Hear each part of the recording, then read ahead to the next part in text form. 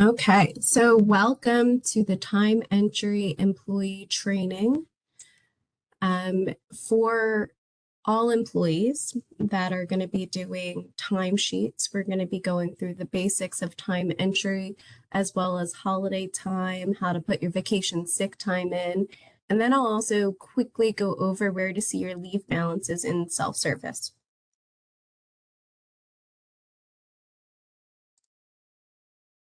So time entry, as you know, is through our self-service portal. You've probably already been using this to log in and use this little button here for time entry. Also on self-service are where your earning statements are. If you consented to W-2s, they're on there. I fully suggest anybody to explore the employee overview tab. So the purpose of timesheets is through the Fair Labor Standards Act, or FLSA. We have a federal as well as a New Jersey set standard, and it sets a standard for minimum wage, overtime pay, and record keeping. As a non-exempt employee, it's required to provide all time entry details, including your scheduled work hours, hours that you worked each day, and the total hours worked each week. With this information, the system will determine all regular hours, overtime hours, and other hours such as holiday time. To be in compliance with FLSA, these details are required, and they're required to show that you submitted those hours as well as your supervisor has approved those hours. You should all know how to access timesheets, but let's just go through it anyway. To get to time entry or self-service, you'll go to Ocean Connect through ocean.edu on the main screen. You'll click on the self-service for faculty and staff. Or you can go through the direct access link, which is go.ocean.edu/timesheet.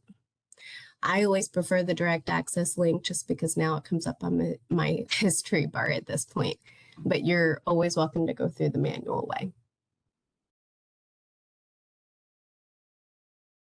When you first click on time entry, you're going to see two timesheets, one for the first week of the pay period and then one for the second week of the pay period.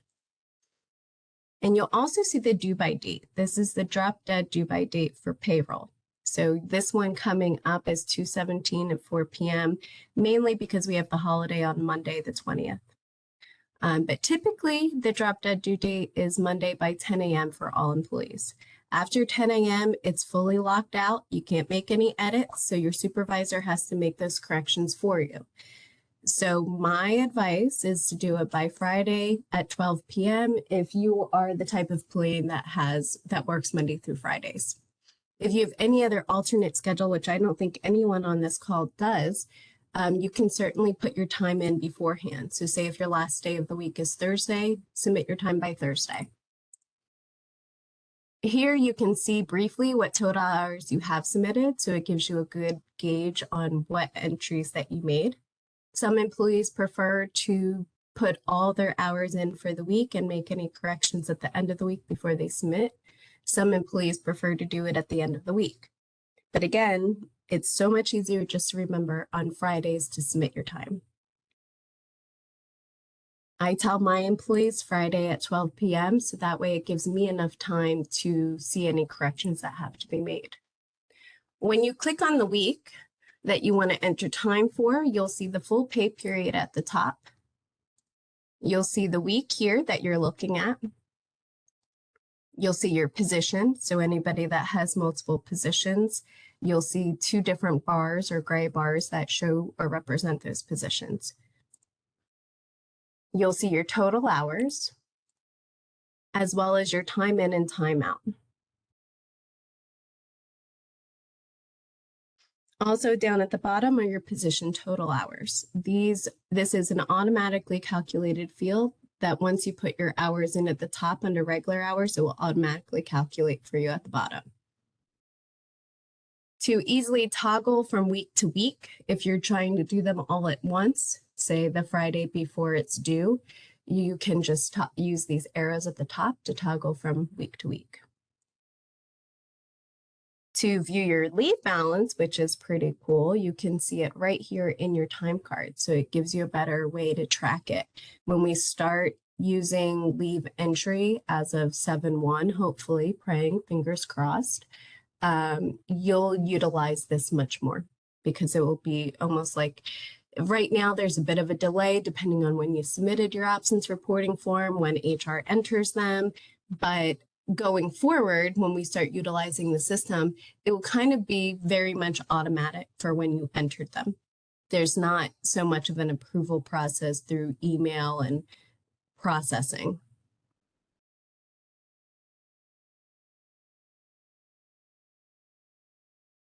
After entering your hours, but before you submit, please review the hours at the bottom of your time card. So you'll see your weekly total hours. If you have multiple positions, which I don't think anybody here does, you'll see the weekly total hours will calculate off of both positions. But this is also where you see your regular hours, overtime hours, additional hours. It's not going to calculate the total amount of money or compensation that overtime hours equals, but it is going to tell you the total hours that would equate to overtime. If you're a 25-hour-a-week person and you work anything between 25 and 40, it's going to show up as overtime, but it's overtime straight.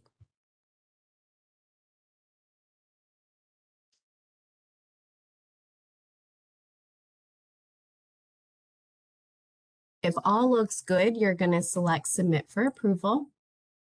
But remember, each week must be submitted.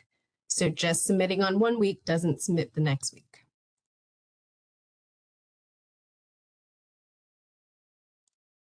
If you notice you made a mistake, you can easily edit your timesheet through the Return Time Card to Edit button. Navigate back to the individual timesheet, select the Return to Time Card to Edit button. This is where the approval button or Submit for approval button was before. This will open the timesheet back up. But this only works if the deadline has not passed for you. So if it's after 10 a.m. on Monday and the status of your time card still appears as submitted. So if your supervisor has approved your time card, you won't be able to edit it until they reject it. So they have to either go in and reject it themselves so it opens back up for you, or they have to make the corrections themselves if it's after the deadline. Additional time types. In accordance with FLSA, we have to document when hours are not our regular hours. So physically worked hours versus a holiday time. We do this through the additional time selection. Oops, I'm sorry, my slide is messed up. Let me go back. Additional time depends on your position. For the majority of users, it will only apply to college recognized holidays. For individuals working in facilities or security, additional time may be like emergency closure or callback pay, alternate holiday, things like that. But for everybody on this call who works a typical schedule, you're just going to have the college recognized holidays. And I say college recognized holidays because, for instance, if Christmas lands on a weekend, we recognize the holiday on Monday. So anything that we publish as the 14 paid holidays, including winter break. To add a holiday or other additional time, you're going to select that additional time button, and then it's going to ask you to choose an earn type. Select the earn type that's available. Typically, you'll select holiday. A new row will appear at the bottom here saying holiday, and you're going to enter the total hours in for that day. So if Monday 2/6 was a holiday, you'll put in your total scheduled hours. So if you have a variable schedule where you work 6.5 hours on one day, 8 hours on the other day, you'll put whatever your scheduled hours for that day are. You do not put in time in and time out because you are not physically working that day. So you're going to just put the total hours. This is just an indicator for payroll as well as for compliance that this was an entitled holiday time for you. And just as a reminder, next college holiday is February 20th. That's why we're going over this. So I hope everybody on this call will know that February 20th, not this upcoming pay, but the pay after, they will note holiday for that day. Vacation and sick, until we have leave entry available in self-service, you'll still enter your hours, time in and time out. It's just a document in the comment section referencing a vacation or sick day. The comment section is for documentation purposes only. Payroll's not able to see this comment, so do not ask them questions in this comments bar. This is purely just for you to document that you took a sick day or a vacation day.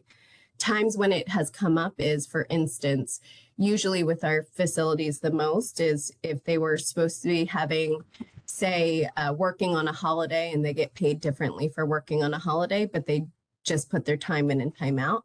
We're not sure if they're shorting themselves or if they really did take a vacation day. So it's really important to notate it in the comment section. Makes it so much easier for me and payroll to know if things are being processed correctly. When you select the comments bar, you're going to just type in whatever day that it is and the total hours for that day that you're using vacation. So if it's a half day that you're using or even 2 hours, you want to make sure you put it in there. And then you're going to hit send. I have used the comments place to just audit certain things. So if you are taking any time off, you want to be sure that you're putting that in there correctly. Now, of course, if you've already submitted your timesheet and you end up being sick, I don't expect you to have to go back and figure out a way to correct it just for the comments. You know, we have it also documented through an absence reporting form. So you'll enter the time in and then you'll hit send.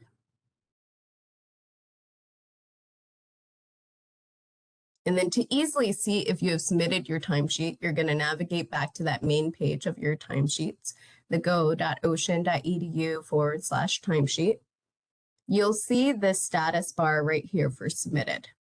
It will show you as submitted, approved, rejected. Those, you really want to pay attention to that status bar. You'll also get an email every time there's any kind of transactional movement with your timesheet. So if your supervisor has edited your time and approved it, you'll get an email for that.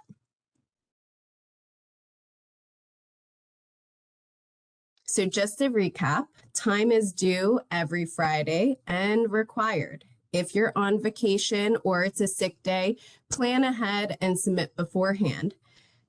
I'm sorry, my dog is whining right now. He's obviously sick of hearing me talk about timesheets. Just make sure that you're planning accordingly. If you end up taking a sick day and time is due, you do have the ability to access that same link through your cell phone, through your mobile phone. Holiday time must be entered. There's no reason why it shouldn't be.